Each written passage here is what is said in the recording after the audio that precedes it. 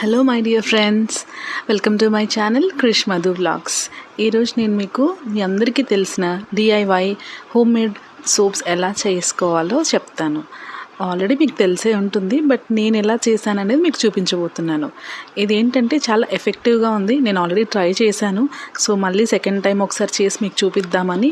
First మనం try చేసినాక అది వర్కౌట్ అయిన తర్వాతే మనం ఎదుటి వారికి గైడ్ చేయాలి, చూపించాలనేది నా ఉద్దేశం. సో నేను ఆల్రెడీ ట్రై చేశాను, చాలా బాగా ఉందండి రిజల్ట్ అయితే. సో ఇది వెరీ సింపుల్. నేనైతే మళ్ళీ ఫస్ట్ టైం సోప్ బేస్ వాడాను. నాకెందుకో కొంచెం అంత అనిపించలేదు సోప్ బేస్ వాడితే. సరే ఒకసారి ప్యూర్ సోప్తో ట్రై చేద్దామని చూశాను. ఎందుకంటే ఇది చాలా గ్లిజరిన్ శాతం ఎక్కువ ఉంటుంది కాబట్టి ఇందులో. సో అందుకే నేను ట్రై చేశాను ప్యూర్ సోప్తో, బట్ ఎందుకో బాగుంది. నెక్స్ట్ టైం నేను ఇంకా వేరే ఏదైనా సోప్ బేస్తో ట్రై చేసి కూడా మీకు చెప్తాను, ఓకేనా? సో ప్రజెంట్ అయితే నేను ప్యూర్ సోప్ తీసుకున్నాను ఒక 2. అవి డబుల్ బాయిల్ మెథడ్లో బాయిల్ చేసుకోవాలి, అది ఎలా చెప్తాను నేను.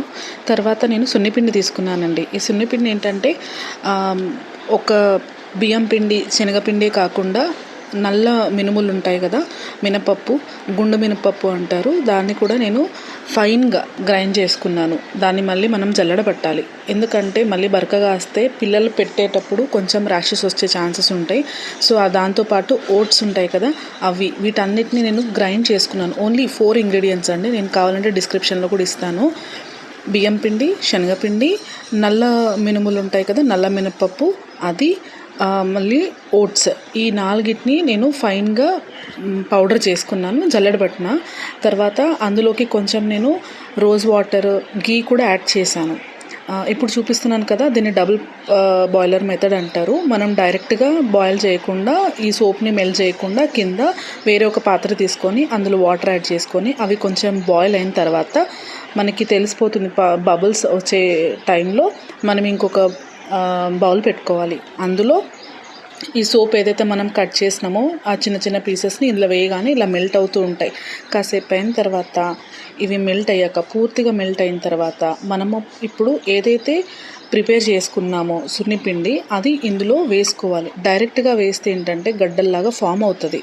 అందుకని మనము ఫస్ట్ ఏమేమి కావాలనుకుంటున్నామో ఆ మిక్చర్లో అన్నీ మంచిగా కలుపుకున్న తర్వాత మనము దానిలో కొన్ని వాటర్ అయినా లేకపోతే పాలైనా యాడ్ చేసుకొని ఇలా పేస్ట్లా తయారు చేసుకోవాలి. ఇలా పేస్ట్లా తయారు చేసుకున్న దాన్ని మనం కొద్ది కొద్దిగా వేసుకుంటూ కలపాలి. ఇలా కలపడం వల్ల ఎలాంటి లమ్స్ ఫామ్ అవ్వమన్నమాట. సో అప్పుడు చాలా స్మూత్గా వస్తుంది. చూడండి, కలుపుతుంటేనే మనకు అర్థమైపోతుంది. ఇప్పుడు ఇలా కలిపిన తర్వాత మనం దాన్ని ఆఫ్ చేసేసి, స్టవ్ ఆఫ్ చేసి పక్కన పెట్టుకోవాలి కాసేపు. చూసారా, ఇలా మనం కలుపుకుంటూనే ఉండాలి. ఇప్పుడు స్టవ్ ఆఫ్ చేసి కాసేపు పక్కన పెట్టేసేయండి. మరి పూర్తిగా చల్లారితే రాదండి. కాసేపు అలా ఒక 2 మినిట్స్ పక్కన పెట్టేసి మనకు ఏ మౌల్డ్ అయితే ఉంటుందో దానిలో వేసుకొని డీఫ్రీజ్ చేసేసుకుంటే అయిపోతుంది.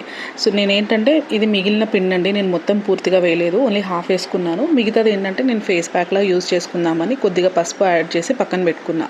ఇది నేను ఫేస్ ప్యాక్ లాగా అంటే యూజ్ చేసేటప్పుడు కర్డ్ అయినా లేకపోతే మిల్క్ అయినా, అలోవెరా జెల్ అంటే నేను డైరెక్ట్గా జెల్స్ యూజ్ చేయనండి. బయట న్యాచురల్గా ఉంటుంది కదా, డైరెక్ట్ చెట్టుది తీసుకొచ్చుకొని అది యూజ్ చేసుకుంటాను. చాలా బాగుంటుంది ఎఫెక్ట్. నేను ఇందులో కొంచెం వేపాకు పొడి కూడా యాడ్ చేశాను. మాకు చెట్టు ఉంది ఇంటి వెనకాలే. సో అది కొంచెం లేతవి ఆకులు ఉంటాయి కదా, అవి తీసుకొచ్చి నేను ఆరబెట్టి దాన్ని పౌడర్ చేసుకున్నాను. సారీ అండి, అది నేను చూపించలేకపోయినా. కొంచెం నాకు వేరే వర్క్స్ ఉండే, అటు కుకింగ్ చేసుకుంటూ ఇది సైమల్టేనియస్గా చేశాను అనమాట. ఏమనుకోకండి, నెక్స్ట్ టైం నేను క్లియర్గా చూపిస్తాను. సో చూసారు కదా, ఇది నేను మీషోలో ఆర్డర్ చేసుకున్నాను. ఈ మోల్డ్ ఇలా వేసిన తర్వాత దీన్ని మనం ఫ్రిడ్జ్లో పెట్టేసుకొని ఒక 3-4 అవర్స్ తర్వాత అయినా పర్లేదు. నేనైతే ముందు రోజు నైట్ ప్రిపేర్ చేసుకున్నా, నెక్స్ట్ డే మార్నింగ్ కల్లా నా సోప్స్ రెడీ అయిపోయినాయి. చూసారు కదా, చాలా హ్యాపీ అనిపించింది. సో ఎంతైనా మనం ఇంట్లో చేసుకున్నది అది వేరే ఫీల్ ఉంటుంది కదా. సో నేనేంటంటే ఇవి ఆల్రెడీ సెకండ్ టైం చేసిన, నాకు ఎఫెక్టివ్గానే అనిపించింది.